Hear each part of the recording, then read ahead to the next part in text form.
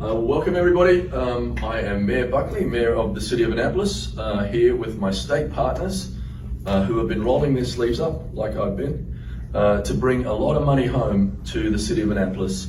It is a great day for Annapolis. $19 million of improvements to our wonderful city. Some of my favorites, of course, are City Dock, a resiliency partnership that we're working on with the Naval Academy, with Historic Annapolis, to preserve and protect the historic district against not only sea level rise, but against the next catastrophic weather event. You don't have to look too far throughout the country and the world to see what is happening around us. This initiative that is being funded with $10 million of state funds is going to protect us not only against those sorts of things, but against another Isabel. And we all saw what happened downtown when Isabel decimated the businesses downtown and knocked us out for quite a long time. Of course, a passion project of mine and something I've been screaming about since I came to this city is the amazing modern history we have here. Cars Beach is a wonderful piece of land that we're going to be saving, and we're going to get a national designation for that, and it wouldn't have been possible without our state partners. Funding for recreation, funding for parks, undergrounding utilities. So many amazing things have been made possible through the hard work of our state partners, who are right next to me now. So I'm going to hand them over to our State Senator, Sarah Elfreth. Thank you. Thank you so much, Mayor Buckley. And as an appropriator serving on the Budget and Taxation Committee, and I know Delegate Henson, my teammate on the Appropriations Committee, tomorrow's a big day. It's almost a holiday. It's the start of the new fiscal year. And so we thought it was perfect timing for us to announce the $19 million we're bringing home to the City of Annapolis. And that's just part of District 30A, which is just part of District 30. So a lot more money beyond that. But today we're to talk about the exciting improvements we're going to see in projects we're going to be funding with state taxpayer dollars across the city. I just want to highlight a few and remind folks that a budget is merely a statement of our values. And you're going to see in the money we're bringing home today, our values are clear. Our values are public safety. Our values are affordable housing. Our values are resilience, as the mayor said, investments in parks, investments in preserving our unique history here in Annapolis. And so I'm really excited, particularly for the pilot funding. And everybody asks me, what is a pilot? The payment in lieu of taxes. This is the first time we're going to see the state fully fund its obligation to the City of Annapolis. Over $794,000. So for the first time, fully funding our obligations to help pay for first responders, fire, police, snow removal, all the things the city contributes to our state complex here. So it's very exciting to make sure the state is investing in public safety here in Annapolis. The mayor mentioned City Dock, and as a resident just a block from City Dock, and our 188 colleagues who get to come here every year, they see the beauty of City Dock, but they don't necessarily see the sunny day flooding that it experiences. They don't see the businesses have to take time off. They don't see the threat that we're experiencing every year. So $10 million, and I'd particularly like to thank the governor for stepping up on that to make sure that our vision for a more resilient City Dock is seen. The mayor also mentioned Cars Beach, which is particularly near and dear to my heart. I worked on the Great Maryland Outdoors Act this year, which is the greatest investment in state parks in Maryland history, and we named Cars Beach with this acquisition as a new state partnership park to make sure we're preserving our unique history and opening up more water access to more Annapolitans and more Marylanders. And lastly, another project that's near and dear to my heart is city property, though it's a bit out of the way, the Thomas Point Shoal Lighthouse. Probably one of the most iconic images of Maryland, and a lighthouse that is just a stone's throw from the City of Annapolis, and of course still in the waters of District 30A. So we're so excited to make a second investment to keep that lighthouse standing and shining. So again, this is an exciting, well, tomorrow is an exciting day. Today we just talk about the money, tomorrow we get to spend it. And I'm very happy to introduce my teammate, my colleague, Delegate Shanika Henson.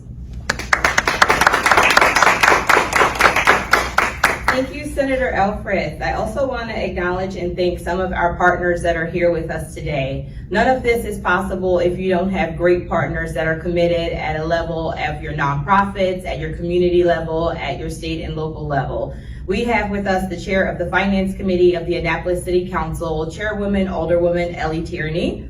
We have with us as well Ann Myers representing Langton Green, one of our awardees from the Legislative Bond Initiative. We also have the Executive Director of the Annapolis Maritime Museum, Alice Estrada, here with us as well. The partners that we have here with us are just a representation and a sampling of the great partnerships that we've developed and had an opportunity to work with this legislative session. They really represent the best that Annapolis has when you look at their organizations, whether it's affordable housing, celebrating and preserving our maritime history and our programs for children, or whether it's our city of Annapolis and making sure that the city can move forward fiscally. The partners that are here are a representation of those that we've gotten opportunity to work with. We understand that this budget for the state of Maryland this year is a historic and record budget. We had $7.8 billion in funding throughout the state of Maryland that we were able to commit to our capital priorities in fiscal year 23. We were so thankful that $30 million flowed into District 30 throughout the state's capital budget. Not only was our capital budget a success, but our operating budget was a success in the state of Maryland. We were able to put $2.4 billion into our rainy day fund for emergencies, and were able to commit $650 million for our legislative priorities. We were able to use that money to put towards our K-12 education, tax relief for seniors and retirees, and a host of other priorities that have been important to many of my colleagues for many, many terms. We approached the capital budget thinking first and foremost of the needs that are in our district. During the pandemic and prior to its start, we saw the demand for safe, decent, and affordable housing outpace high quality and reasonably priced housing in the city of Annapolis. The city's 2020 study revealed that the cost of living in Annapolis is more than 29% higher than the national average cost. Because this challenge exists here in Annapolis and throughout many regions in the state of Maryland, each year during our time in office, the General Assembly has increased Maryland's investment in the production and restoration of affordable housing. The FY23 budget brings home to District 30A $3.25 million for safe and affordable housing, $1.3 million for the YWCA Trafficking Safe House, $200,000 for the Wellness House of Annapolis, $100,000 for Langton Green, $100,000 for Woodside Gardens Apartments. In addition to that, we were able to bring home $1.5 million for the Housing Authority of the City of Annapolis. This critically needed funding will alleviate pressures from their capital funding, and then will continue their forward progress towards their comprehensive redevelopment plan. FY23 allocations for the Housing Authority of the City of Annapolis follow a nearly $1 million appropriation for HACA's Newtown property that was put in place by a champion for our city, the late Speaker Michael Bush. Together, these investments have increased the quality and supply of affordable housing in Annapolis, and there are even more projects underway. Another legacy project for District 30 is the Stanton Community Center. One of our city-owned and operated recreation centers, the Stanton Center is truly a hub of resources. The Stanton Community Center partners with local agencies to provide GED classes, workforce development, youth services, and winter relief, to name just a few of the services that they provide. In our fiscal 22 budget and our fiscal 23 budget, we were able to bring a combined $1.2 million for needed renovations to the Stanton Community Center. These renovations that are planned for the center will include an ADA and locker room upgrades for the facilities, resurfacing of the gym floor, a new roof, and classroom renovations. These improvements will further extend the resources that the center provides.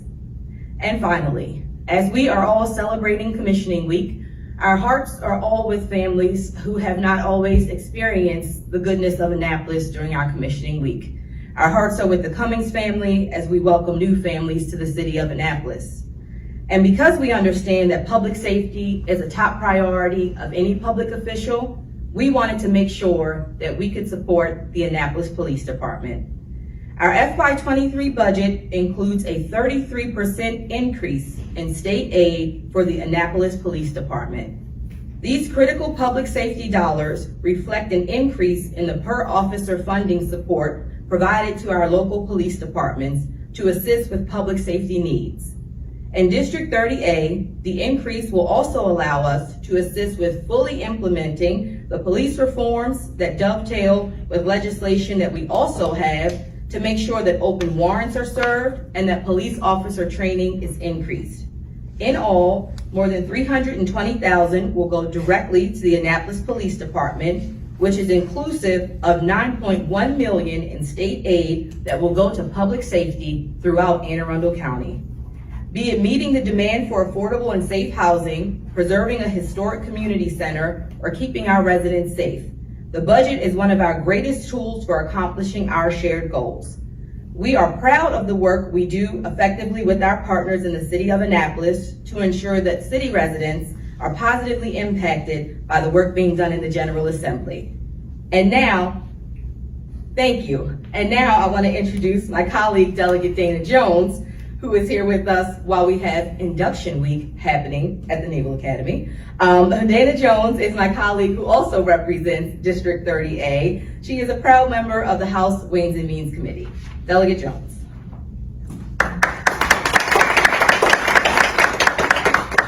Thank you so much, and thank you all for being here. I want to thank everyone who's here, everyone who's watching with us right now, and in a little bit, as this will be available to all. It is honestly an honor to serve our shared community, and Mayor Buckley, my friend, as well as our other folks here with us that we serve with. I am so thankful for our partnership and thrilled that the state can bring home much needed and deserving capital to the capital city. I'm going to talk about a few. We have both my partners here in District 30A, the senator and the delegate. We have touched upon several of the projects, and I'm going to touch upon a few more. But not only are they here in Annapolis, but then also throughout the district, which is in part Anne Arundel County. Truxtun Park improvement, $750,000. Was dedicated to the city of Annapolis to make much needed improvements to facilities in and around the park. It includes repairs to the basketball courts, storage facilities, office buildings, and updates to the Truxtun Skateboard Park, which is important to so many in our community, and I am privileged. I have been working with Tamron Barish's family on this project. The Barish family recently had a loss in their family, their son Tamron, and this skate park was where he spent a lot of time, and they have great family memories. So the fact that we are able to also put some of this towards the skateboard park is so important. Annapolis Maritime Museum, our friend Alice is here, I just want to say hello. The Annapolis Maritime Museum and Park educates youth and adults about our area's rich maritime heritage and the ecology of the Chesapeake Bay through a ton of programs, exhibits, and community events. Aside from representing this wonderful place, I have come numerous times chaperoning my son's field trips, and it is one of our favorite places to go. They received a substantial damage from the October floods and were unable to take advantage of VOLT funding due to their nonprofit status. But this $150,000 in state funding will be used to improve the site and equip the McNasby Oyster Company building to withstand the imminent sea level rise and tidal flooding that we see here in Annapolis. Additionally, they were given over $40,000 in operating funds to help them as they implement their educational programming. The Hammond Harwood House. The Hammond Harwood House Association is an organization whose mission is to preserve for the public enjoyment and also educate the 1774 historic Hammond Harwood House. This $150,000 in state funds will be used to replaster some rooms, address drainage issues, renovate public restrooms, reappoint sections of the facade, and replace HVAC units. This way, our students, community, and those coming to Annapolis can visit and continue to enjoy and learn so much about our historic treasure. Finally, I'm gonna highlight SPCA funding. This has been a great partnership, both with legislation I had this past session, as well as a legislative bond and issue. So for 100 years, the SPCA of Anne Arundel County has worked tirelessly in our community.